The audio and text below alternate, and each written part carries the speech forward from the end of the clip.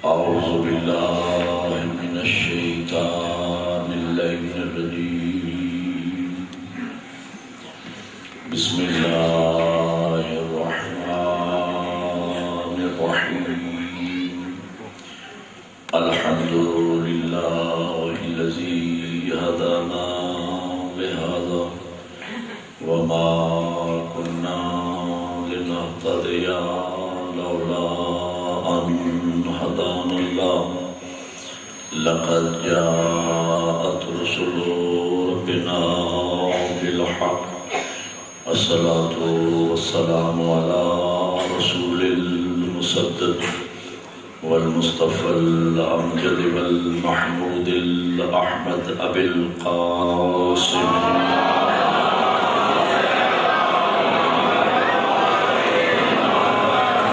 أما بعد فقد قال الله تبارك وتعالى في كتابه الأعلى. بسم الله الرحمن الرحيم. إن الدين عند الله الإسلام. صلوات پڑھیے.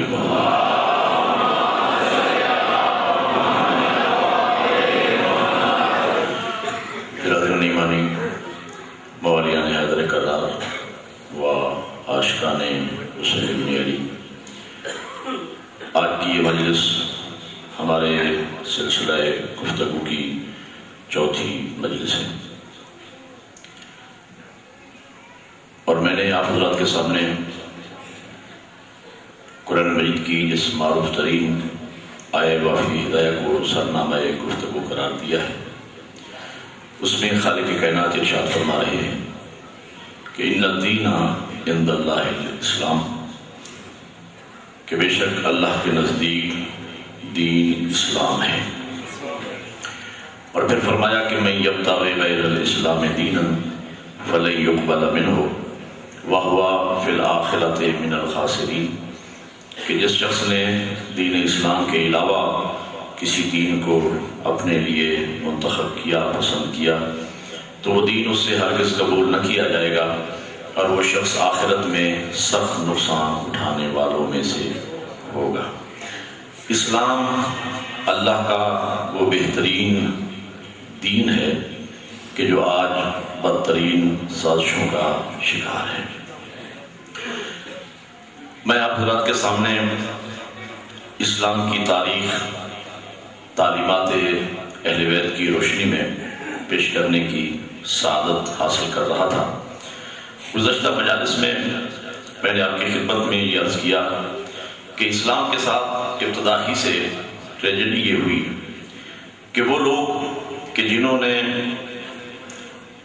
ساری زندگی اسلام کی مخالفت کی، اسلام کے خلاف جنگیں لڑی، اور جو شروع ہی سے پیغمبر اسلام کے خاندانی دشمن چلے آ رہے تھے، اور اعلان نبوت کے بعد یہ دشمنی کا دائرہ اور زیادہ وسیع ہو گیا، اور وہ خاندانی دشمنی مذہبی دشمنی میں تبدیل ہو گئی، اور 20 سال مسلسل انہوں نے بدر میں، احد میں، خندق میں اور خیبر کے یہودیوں کو اکسا کے اسلام کو اور بانی اسلام کو نقصان پہنچانے کی کوشش کی.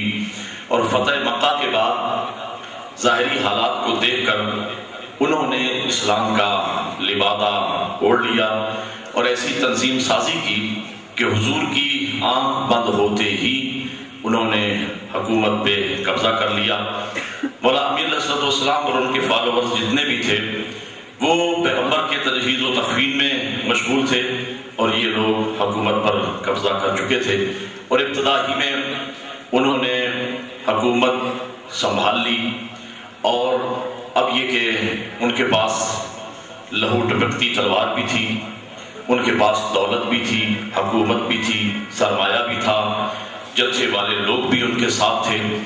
تو اس کا نتیجہ یہ نکلا کہ انہوں نے جو تاریخ لکھوائی وہ اپنے فیور میں لکھوائی، اور اسلام کی جو اصل کردار تھے ان کو زیر زمین کر دیا، اور وہ کردار جو اسلام کے دشمن رہ چکے تھے، اسلام کے خلاف تھے، ان کرداروں کو ہائی لائٹ کیا گیا، اور انہوں نے اپنی غلط باتوں کو صحیح ثابت کرنے کے لیے جیسا کہ حکومت کا طریقہ کار ہوتا ہے ایسے لوگوں کا سہارا لیا کہ جو بظاہر دیکھنے میں تو مذہبی لگتے تھے حقیقت میں وہ اسلام کے دشمن تھے، اور ایسی باتیں اسلام میں داخل ہو گئیں۔ آپ اسلام کے واقعات، تاریخ کے واقعات پڑھیں، واقعات کی کتابیں آپ پڑھیں، تاریخ کی کتابیں آپ پڑھیں، احکامات کی کتابیں آپ پڑھیں، تو آپ کو اسلامی تاریخ میں غلطیوں کا ایک انبار نظر آئے گا جو اس دور کے تاریخ لکھوانے والوں کی غلطیوں کا نتیجہ ہے۔ اور آج جب ہمارے نوجوان ان تاریخی واقعات کو پڑھتے ہیں تو آ کر ہم سے پوچھتے ہیں کہ مولانا فلاں کتاب میں تو یہ بات لکھی ہوئی ہے، فلاں کتاب میں تو یہ بات لکھی ہوئی ہے، اتنی معتبر کتاب ہے، اتنا معتبر راوی ہے، فلاں صحابی نے تو یہ کہا ہے، تو کیا اتنی معتبر کتاب بھی غلط ہو سکتی ہے؟ اگر ایسا لکھا ہوا ہے تو کیوں لکھا ہوا ہے، اور اگر واقعا ایسا ہے تو ایسا کیوں ہے؟ اور یہ بھی وہ نوجوان، میں یہ سمجھتا ہوں کہ 100 میں سے ایک نوجوان ہمارے تک پہنچتا ہے، بلکہ باقی 99% جو نوجوان ہیں وہ تو علماء تک پہنچتے نہیں ہیں، یا علماء ان کو اویلیبل نہیں ہوتے، یا وہ گھٹ کے وہیں رہ جاتے ہیں، شرم حضوری میں وہ پوچھ نہیں پاتے، اور یہ سلسلہ یہیں پر رک جاتا ہے، اور اسی تاریخ کو ہی معتبر مان کر اسی پر اکتفا کر لیا جاتا ہے، اور آج تک یہ سلسلہ جاری و ساری ہے۔ میں کہنا یہ چاہ رہا ہوں، اسی لیے میں نے یہ موضوع لیا ہے تاکہ اپنی ملت کے بچوں کو، نوجوانوں کو میں ایک ایسا اصول وضع کر کے دے دوں کہ جو اصول ان کے سامنے ہو، اور اصول کو سامنے رکھ کر جب وہ تاریخ کے واقعات کو پڑھیں یا تاریخ اسلام کا مطالعہ کریں تو انہیں پتہ چل جائے کہ بنو امیہ کی تاریخ کیا ہے اور اہل بیت کی تاریخ کیا ہے۔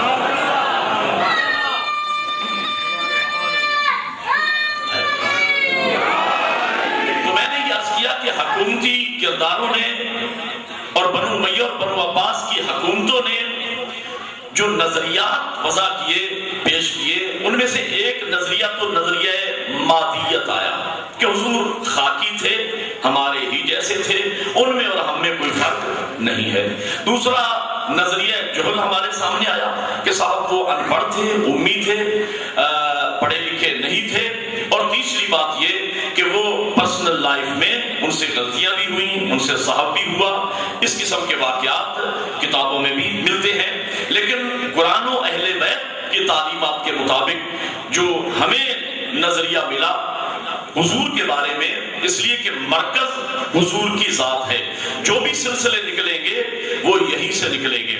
جی دیکھو، وہ لوگ کہ جو مادیت کے قائل ہیں، جہالت کے قائل ہیں، یا عصمت کے قائل نہیں ہیں، خطا کے قائل ہیں، وہاں سے جو تاریخ آگے شروع ہوگی، وہاں سے جو سلسلے آگے شروع ہوں گے، ان سلسلوں میں نہ آپ کو نورانیت ملے گی، نہ آپ کو عصمت ملے گی، اور نہ ہی آپ کو علم ملے گا۔ لیکن یہاں جو سلسلہ اہل بیت نے ہمیں تعلیم فرمایا ہے کہ جہاں نورانیت بھی ہے، جہاں علم بھی ہے، جہاں عصمت بھی ہے، تو اس سلسلے کو اگر آپ دیکھیں گے تو اس سلسلے کا پہلا بھی نور ملے گا، اور سلسلے کا آخری بھی نور ہی ملے گا۔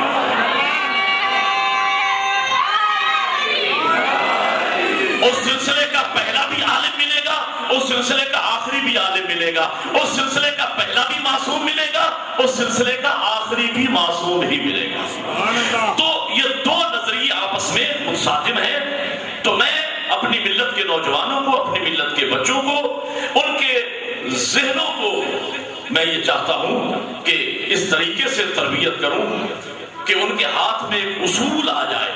آئندہ جب بھی تاکہ آپ تاریخ پڑھیں تو ان تاریخی واقعات میں، ظاہر ہے کہ ہر نوجوان کی پہنچ تو مولانا تک نہیں ہے، ہر آدمی تو مدرسے میں نہیں جا سکتا، ہر آدمی تو اہل علم کے پاس نہیں پہنچ سکتا، تو ان کے ہاتھ میں یہ اصول آ جائے کہ آپ گھر بیٹھے بٹھائے جب بھی کسی بھی مسلمان کی لکھی ہوئی کسی بھی تاریخی کتاب کا مطالعہ کریں تو پہلے آپ دیکھیں، اگر کوئی واقعہ، اگر کوئی بات آپ کو ایسی نظر آ رہی ہے جو نبی کی نورانیت کے خلاف ہے تو اسے چھوڑ دیں، یا ان کے علم کے خلاف جا رہی ہے تو اسے چھوڑ دیں، یا ان کی عصمت عصمت پر حرف آ رہا ہے تو اسے چھوڑ دیں، اس لیے کہ وہ حضور کی تاریخ، اہل بیت کی تاریخ یا اسلام کی تاریخ نہیں ہے۔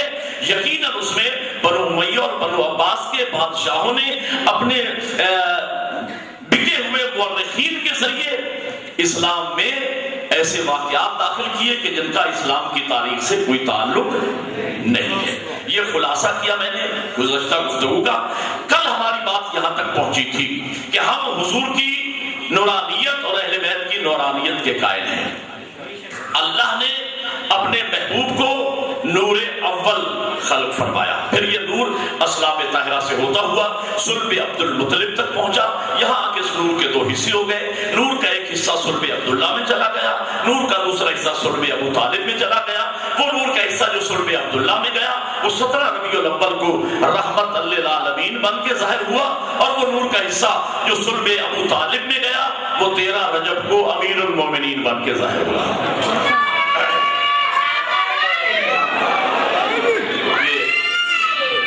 بچوں نے بہت نعرے لگا لیے، اب میری درخواست ہے چھوٹے بچے خاموش بیٹھے رہیں، بڑوں کو موقع دیں کہ جب وقت آئے تو بڑے خود ہی نعرہ لگائیں۔ ایک مرتبہ بلند آواز سے درود پڑھ دیں محمد والے۔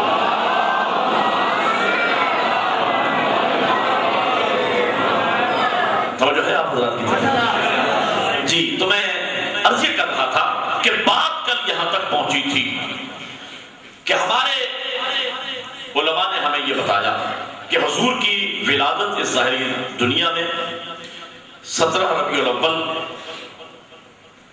یکم عام الفیل کو ہوئی، اور یہ سورس ہمیں کہاں سے ملا تاریخی ولادت کو معلوم کرنے کا؟ یہ ہمیں بتایا سرکار ابو طالب نے کہ جن کی گودیوں میں ہمارے نبی پروان چڑھے، اور تاریخ وفات ہمیں بتائی جناب امیر المومنین نے کہ جنہوں نے نبی کو غسل دیا، کفن پہنایا، دفن کیا، انہوں نے ہمیں بتایا۔ تو حضور کی آمد ہوئی۔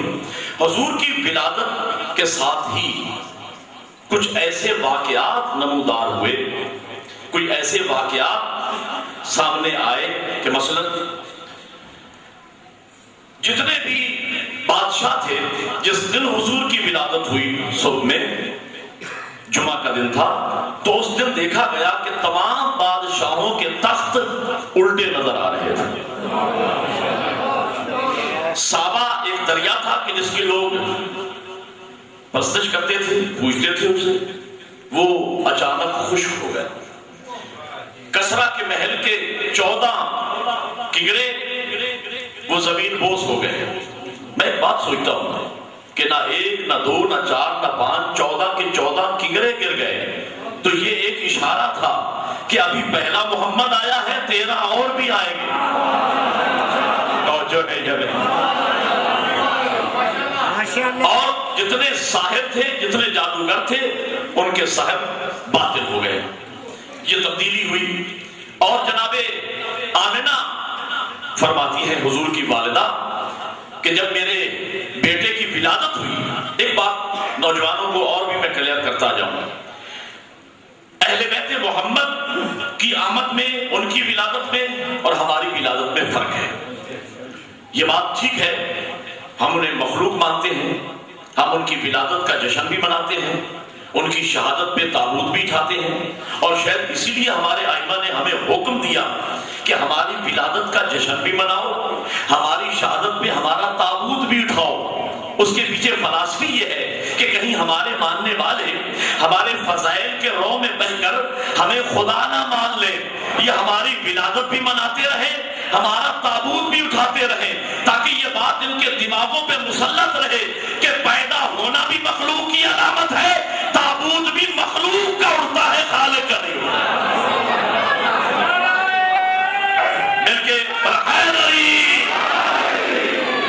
تاکہ یہ ہمیں خدا نہ مان لے، تو ہم ولادت بھی مناتے ہیں، شہادت بھی مناتے ہیں، اور خصوصاً 13 رجب مولا امیر کی آمد خانہ کعبہ میں ہوئی، علی کی ولادت کعبہ میں ہوئی۔ بھائی نہ علی سے پہلے کوئی کعبہ میں آیا، نہ علی کے بعد کوئی کعبہ میں آیا، تو علی ہی کعبہ میں کیوں آئے؟ اس لیے کہ علم توحید میں تھا کہ علی کے متعلق لوگ گمراہ ہو جائیں گے، ان کو خدا بنا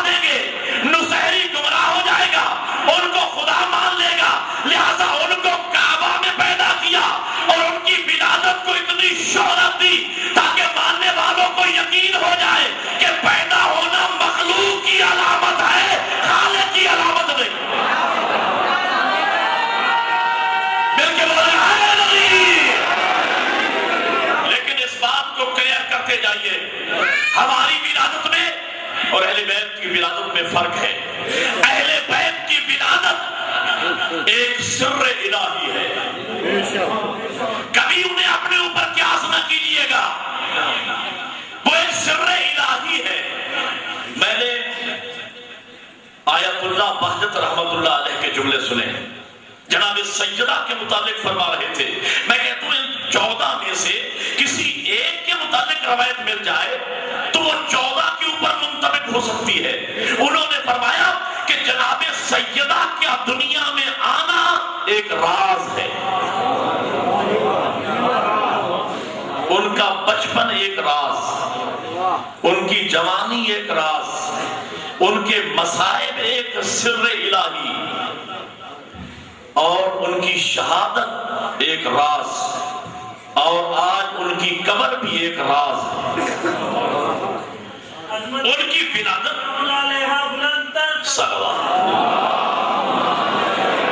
اہل بیت علیہ السلام کی ولادت ایک سر الہی ہے. اور آپ جانتے ہیں 12ویں امام علیہ السلام کے متعلق آپ سنا کرتے ہیں کہ جب امام کی ولادت کا وقت قریب آیا، میں مثال دے رہا ہوں، ولادت کا وقت قریب آیا تو امام حسن عسکری علیہ السلام نے جناب حکیمہ خاتون کو بلایا اور کہا، یہ پھوپھی ہے امام زمان علیہ السلام کی، بہن ہے امام حسن عسکری علیہ السلام کی. فرمایا کہ آج رات حجت خدا کی آمد کی رات ہے. تو جناب حکیمہ خاتون فرماتی ہیں، حسن عسکری میں نے تو کوئی ایسے آثار نہیں دیکھے نرجس خاتون نے. تو امام نے فرمایا ہماری آمد کوئی عام لوگوں کی طرح تھوڑی ہوتی ہے، غور ہے یا نہیں. اور پھر بہرحال امام کا حکم تھا. تو جناب حکیمہ خاتون فرماتی ہیں آج رات کا وقت ہوا کہ ابھی تک تو کوئی آثار نمودار نہیں ہوئے. امام نے فرمایا کہ ابھی صبح صادق کے وقت امام کی آمد ہوا چاہتی ہے. اور اس کے بعد جناب حکیمہ خاتون اور جناب نرجس خاتون راوی ہیں کہ جب امام کی آمد کا وقت ہوا تو کمرہ یوں بغیر نور ہو گیا. جناب حکیمہ خاتون فرماتی ہیں کہ مجھے نرجس خاتون نظر نہیں آتی تھی اور نرجس خاتون کو میں نظر نہیں آتی تھی. لیکن تھوڑی دیر کے بعد جب وہ روشنی پھٹی تو ہم نے کیا دیکھا کہ ایک بچہ ہے جس کا سر سجدے میں ہے اور زبان سے جملے ادا ہو رہے ہیں، سبوح قدوس رب الملائکۃ والروح. یہ معصوم کا خاصہ ہے، پہلا معصوم ہو یا آخری، کہ وہ پیدا ہوتے ہی اللہ کے حضور سجدہ کرتا ہے اور اپنے بزرگوں سے گفتگو کرتا ہے. تو کیا ہمارے بچے بھی پیدا ہوتے ہی سجدہ کرتے ہیں یا ہمارے بچے بھی پیدا ہوتے ہی گفتگو کرتے ہیں؟ میں کہتا ہوں اگر ہمارا بچہ پیدا ہوتے ہی گفتگو کر دے تو اس بچے کی ماں تو اسی وقت مر جائے کہ یہ بچہ پیدا ہوتے ہی بول رہا ہے. لیکن معصوم کا خاصہ یہ ہے کہ وہ پیدا ہوتے ہی. اور پھر دیکھیں ان کا آنا بھی ایک راز ہے، ان کا جانا بھی ایک راز ہے.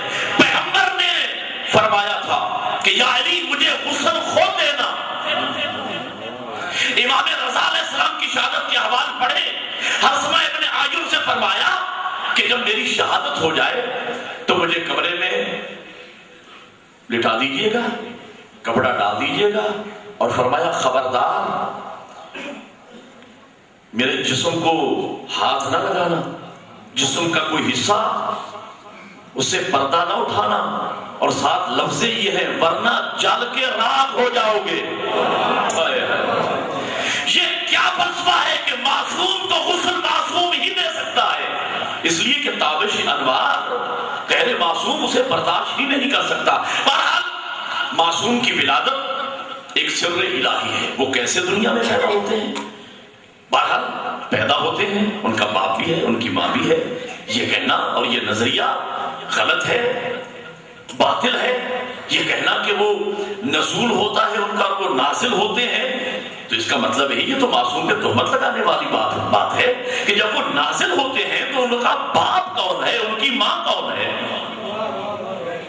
یعنی یہ دونوں افراط و تفریط سے بچ کے جو درمیانی راستہ اہل بیت نے ہمیں بتایا ہم اس راستے پہ چل. ان کی آمد ایک سر الہی ہے جسے خدا ہی بہتر جانتا ہے یا معصوم ہی بہتر جانتا ہے. جناب آمنہ فرماتی ہے کہ جب میرے بیٹے کی ولادت ہوئی تو میں نے عجیب قسم کے اثرات ملاحظہ کیے. اتنا نور روشن ہو گیا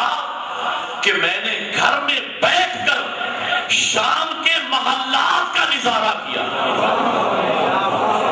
یہ میں نے کتابوں میں پڑھا ہے. اور عام بچوں کی پرورش اور معصوم کی پرورش میں فرق ہے. عام بچے جو سال میں جتنا وہ قد کرتے ہیں، جتنا وہ پروان چڑھتے ہیں، معصوم اتنا ایک دن میں پروان چڑھتا ہے. دیکھیں ان میں اور ہم میں فرق ہے. حضور کے حالات زندگی پڑھے، وہ ظاہری اعتبار سے بھی ہم جیسے نہیں تھے. اب دیکھیں ہم آگے کی طرف دیکھ سکتے ہیں، پیچھے نہیں دیکھ سکتے، لیکن نبی کا خاصہ یہ ہوتا ہے جیسے وہ آگے دیکھتا ہے ویسے ہی پیچھے دیکھتا ہے.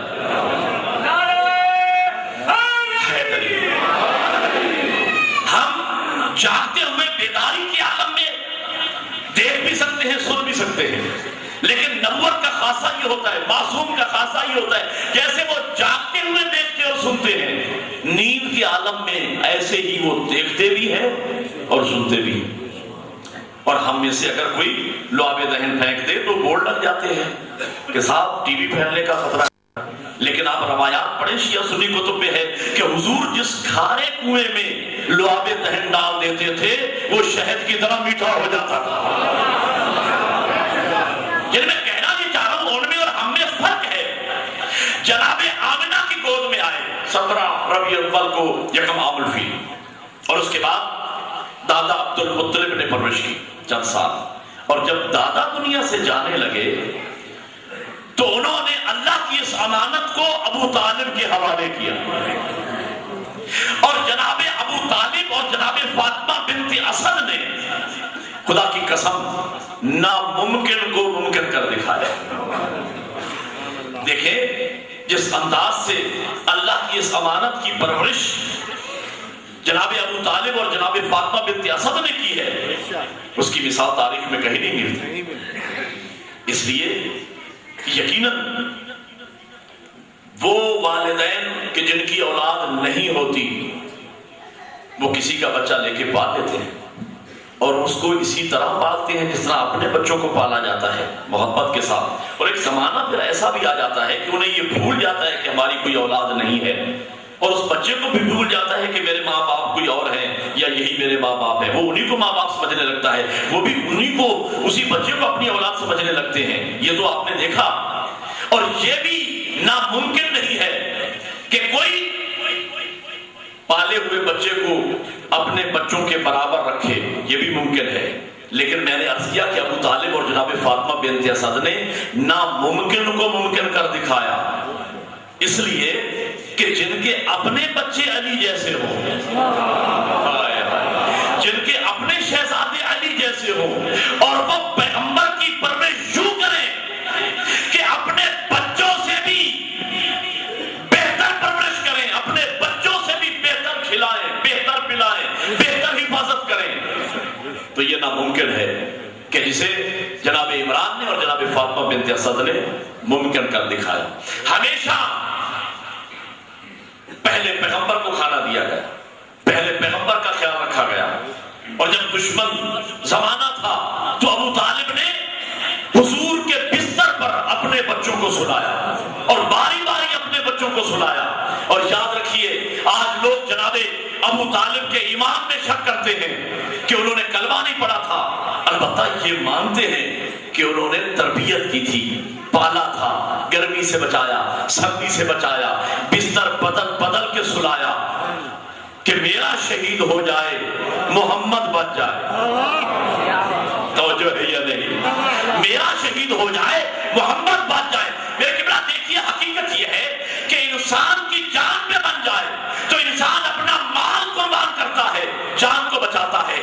جب اولاد پہ بن جائے تو انسان اپنی جان قربان کر دیتا ہے، اپنی اولاد کو بچاتا ہے. اولاد وہ میٹھا میوہ ہے کہ جس کو کسی شے پہ قربان نہیں کیا جاتا. ہر چیز کو اولاد پہ قربان کیا جاتا ہے، اولاد کو کسی شے پہ قربان نہیں کیا جاتا.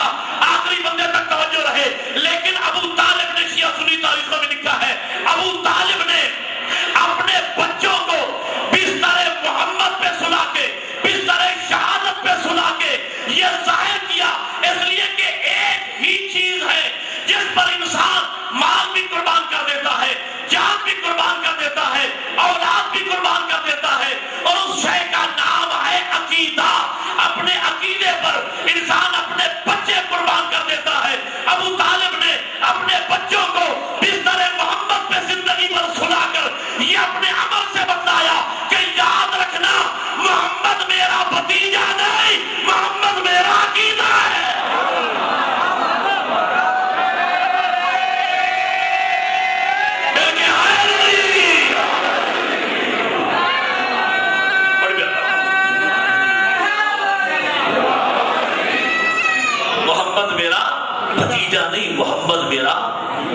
عقیدہ ہے، مانتے ہیں گرمی سے بچایا، سردی سے بچایا، بستر بدل بدل کے سلایا، حفاظت کی۔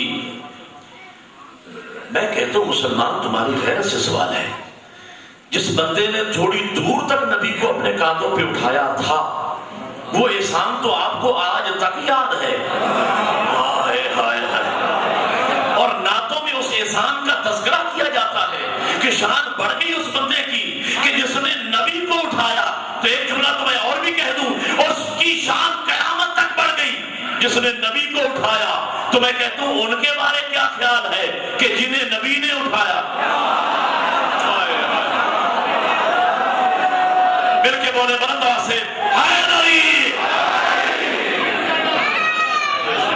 بھائی اس کا احسان تو مسلمانوں نے آج تک یاد رکھا ہوا ہے کہ تھوڑی دیر تک اٹھایا، لیکن ان کے بارے کیا خیال ہے کہ جس نے 4 سال کا محمد گود میں لیا، گرمی سے بچایا، سردی سے بچایا، بستر بدل بدل کے سلایا، میرا شہید ہو جائے، محمد بچ جائے۔ ایک جملہ میرا کہنے کو دل چاہ رہا ہے، حضرت ابراہیم نے زندگی میں ایک مرتبہ جناب اسماعیل کے گلے پہ چھری چلائی۔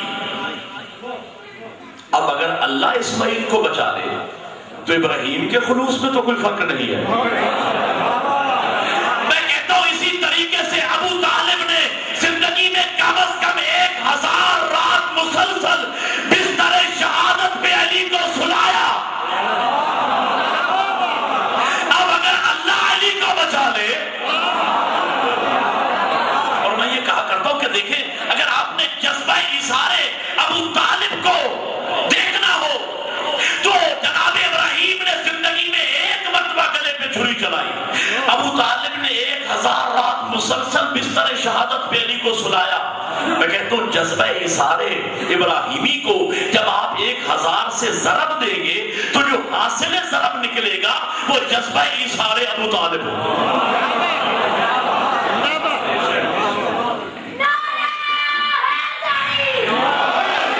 گرمی سے بچایا، سردی سے بچایا، سب کچھ مانتے ہیں، لیکن آخر میں اتنا کہہ دیتے کہ صاحب بس یہ کہ انہوں نے کلمہ نہیں پڑھا تھا۔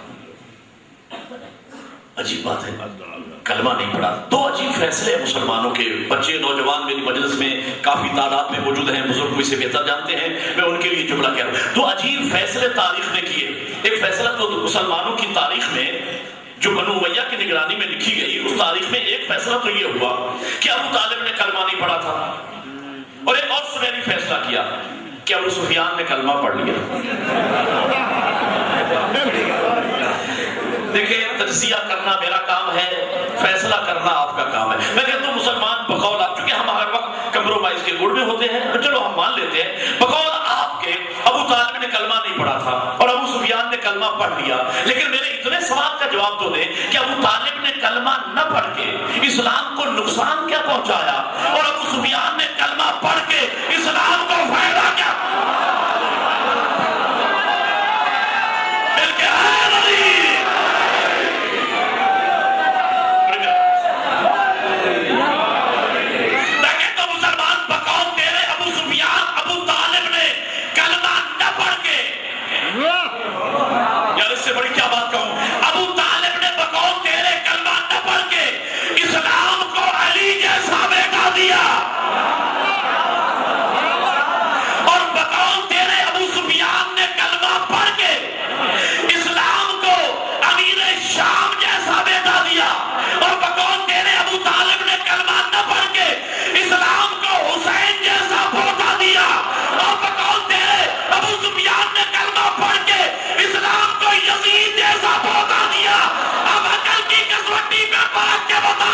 تجھے اسلام کہاں نظر آتا ہے کفر کا؟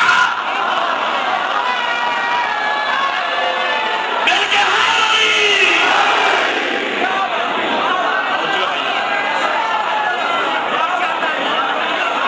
بڑی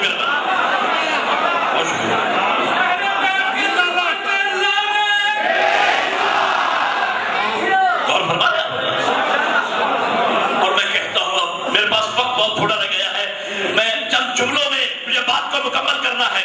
میں کہتا ہوں دیکھیں بقول آپ کے، خدا کی قسم اگر ابو طالب کے یہ 2 لخت جگر علی و حسین کو تاریخ اسلام سے نکال دیا جائے تو بعد از پیغمبر مسلمانوں کی ساری تاریخ ایک مردہ لاش کی طرح باقی رہ جائے۔ یہ میں اپنی طرف سے نہیں کہہ رہا، کسی عظیم اسکالر نے کہا ہے کہ اسلام کے دامن میں بس دو ہی تو چیزیں ہیں، ایک ضرب ید اللہ، ایک سجدہ شبیہ۔